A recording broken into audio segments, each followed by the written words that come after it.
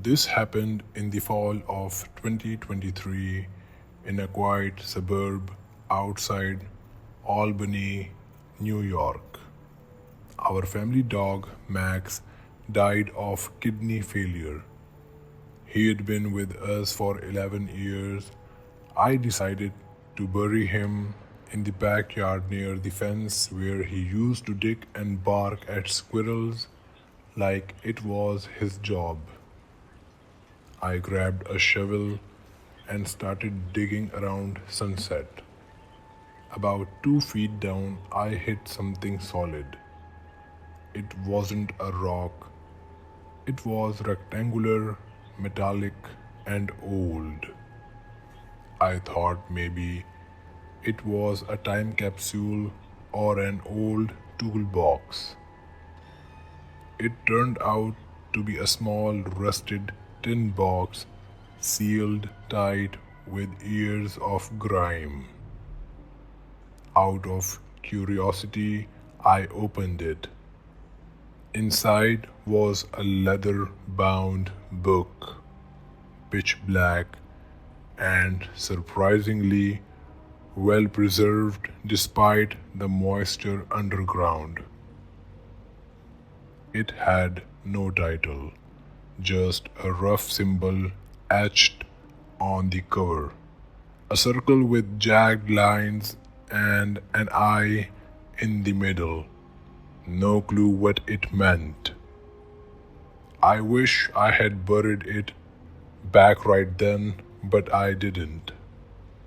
I wiped it off, brought it inside, and tossed it on my garage workbench. I finished Max's burial after dark. That night, I couldn't sleep. I kept hearing sounds in the garage like something lightly tapping or sliding on metal. When I checked, the book had moved about a foot from where I left it. Maybe I bumped it. That's what I told myself. The next night, I heard it again. Tapping, faint thirds.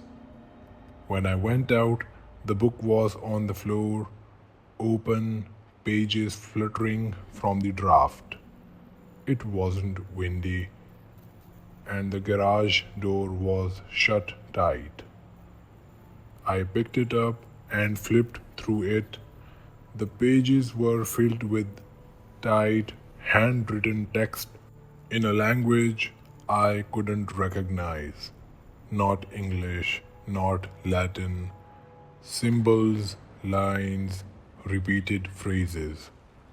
Some of them looked like prayers, others curses. The same week, things in the house began to change. Small things at first. The smoke detector went off in the middle of the night. No smoke. Our kitchen clock stopped at 3:13 a.m. and wouldn't restart even with new batteries.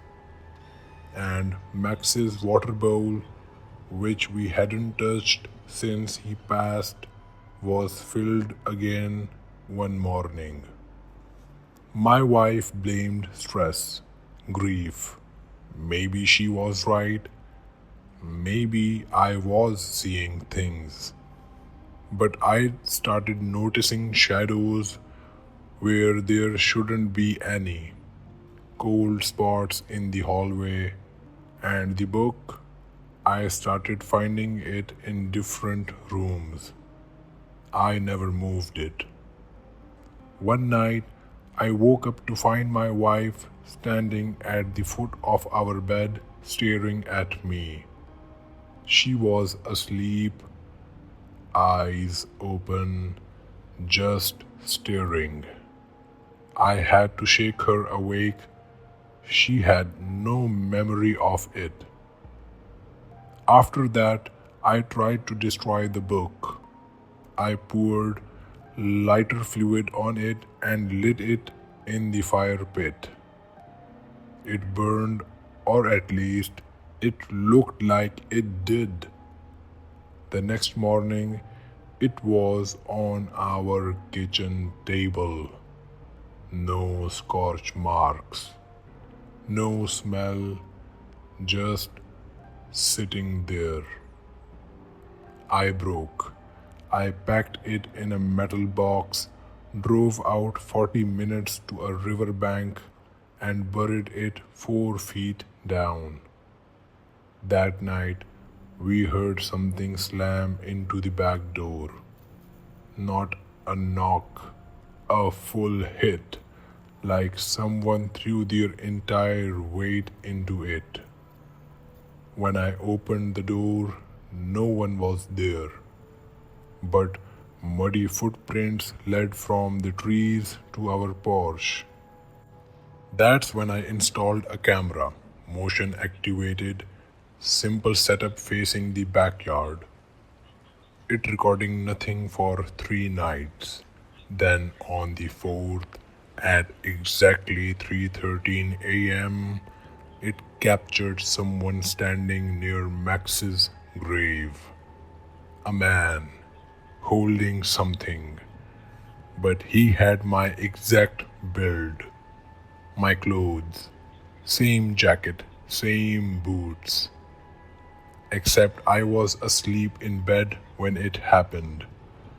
The next morning, my wife was gone. No signs of struggle, no note. Her phone and purse were still on the table. Police assumed she left, but I know better. The camera footage from that night, the man who looked like me, he turned and stared directly into the camera for 6 seconds before walking out of frame. The final frame, the black book sitting beside Max's grave. I haven't touched it since. Haven't told anyone until now. The cops still check in occasionally, but there are no leads, no evidence. Only me and that book waiting.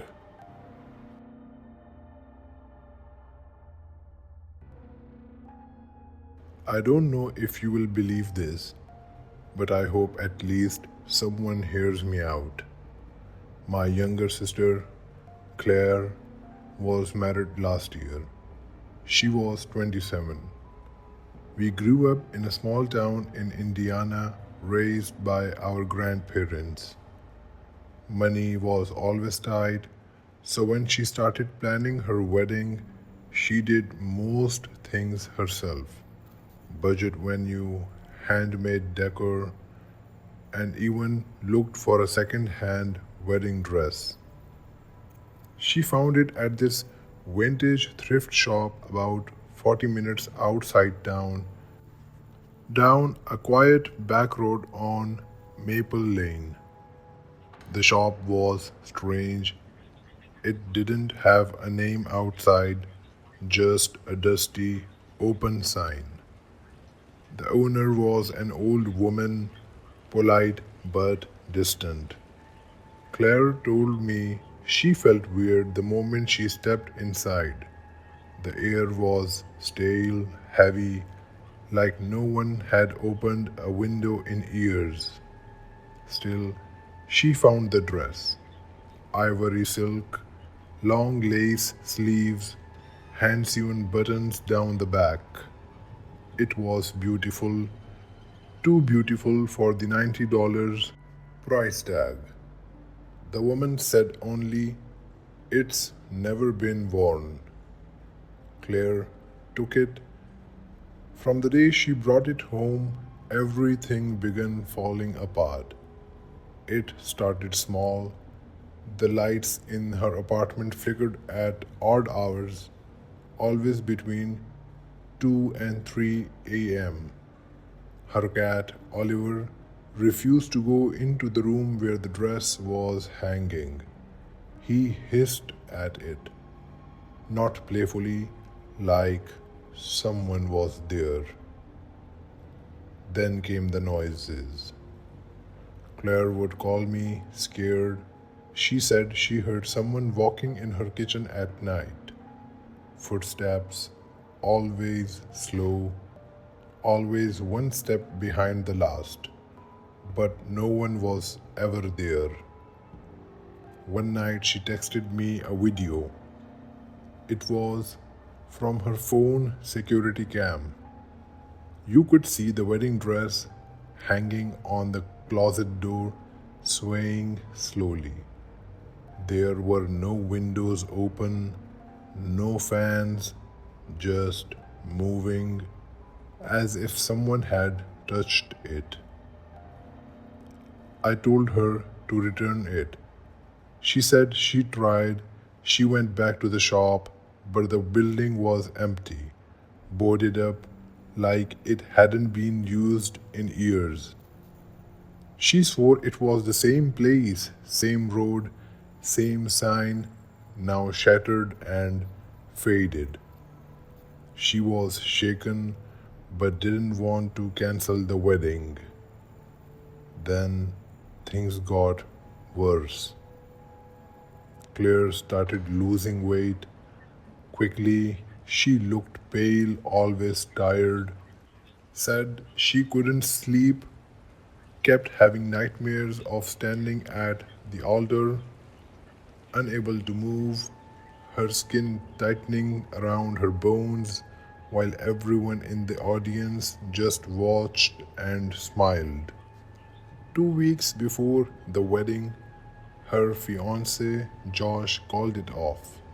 No reason, just said he didn't feel right anymore. Moved out overnight. Claire broke down. She blamed the dress. Said every time she looked at it, it looked a little different. Like the lace on the sleeves was shrinking. Like the veil was turning darker. I told her to burn it. She tried. In her backyard, she lit a fire and threw it in. The fire flared up, unnaturally tall. The neighbor saw it from across the street. When it died down, the dress was still there, not burned, not even singed. That night, she didn't sleep. She called me at 4:17 a.m., whispering, I will never forget what she said.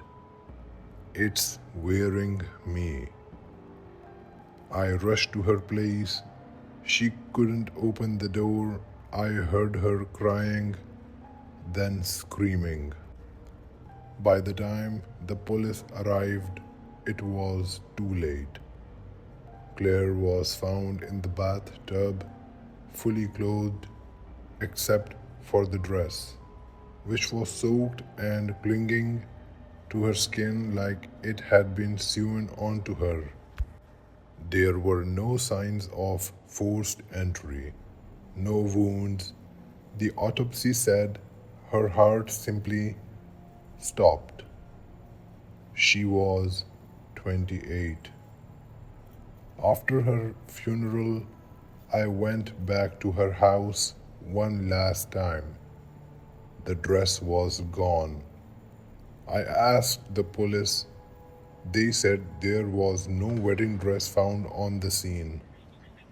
I checked the security footage. The cloud system saved everything. At 3:12 a.m., the footage showed her standing in the hallway, not moving, the dress already on her. Behind her, in the shadows of the hallway, a figure, faint, pale, in another wedding dress, watching her. Then the camera cut to static. I don't care if no one believes me. But if you ever see a beautiful second hand wedding dress hanging alone in a shop with no name, don't try it on.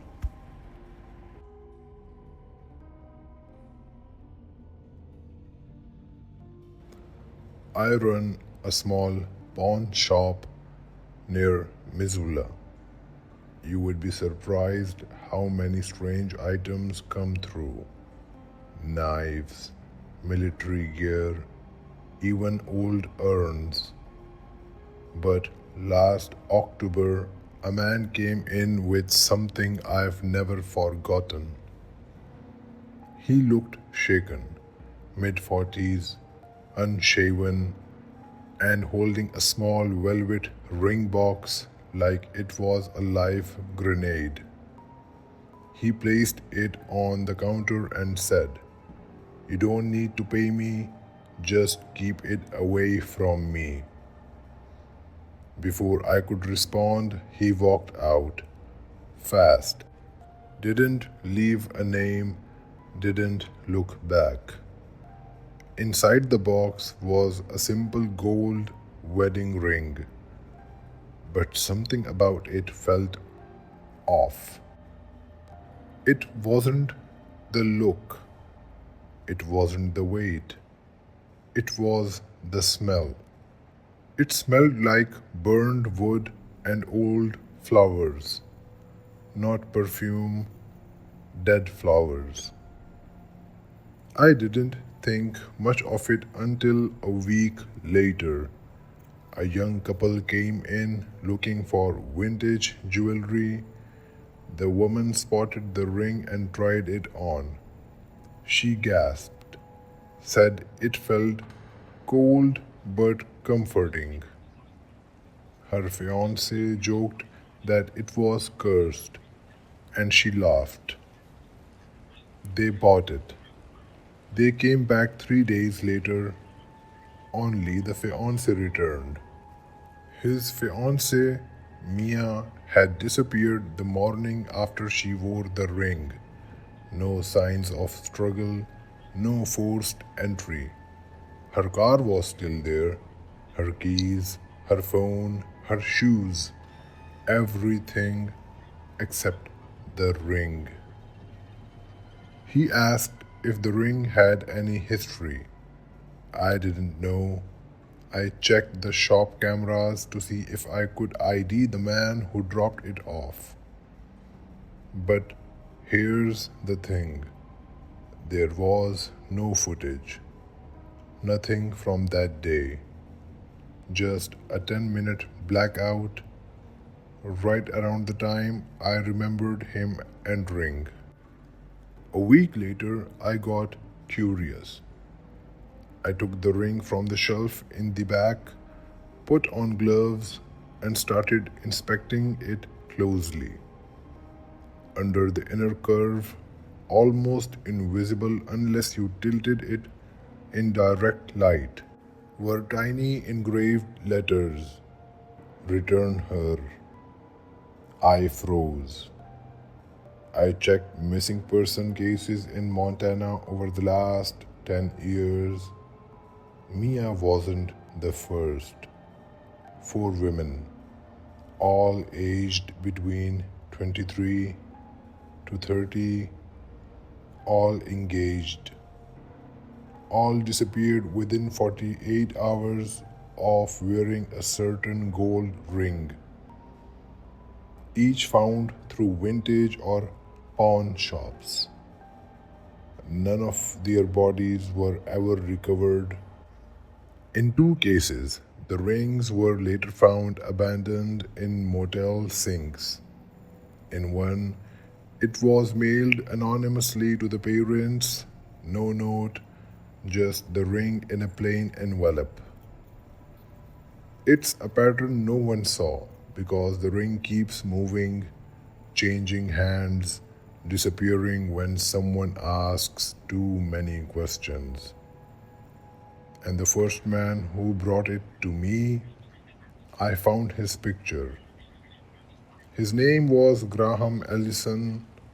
His wife vanished in 2006 after he gave her a family ring passed down from a relative no one remembers. He was investigated, cleared. Then he went off grid for 16 years until he walked into my shop that day. I reported everything to local police, showed them what I found. 3 days later, my shop caught fire. Electrical fault, they said. Funny, though, nothing else burned but the jewelry case where the ring was kept. And inside the ash, the ring was still there, untouched, polished, waiting. I didn't keep it, I didn't wear it. I drove 200 miles west, hiked into the forest, and dropped it down an abandoned mining shaft. Then I sealed it with rocks and cement. That was 6 months ago. Last night, I received a small, unmarked envelope at my apartment door. Inside was nothing but a folded piece of paper. One sentence was printed in red ink. You didn't return her.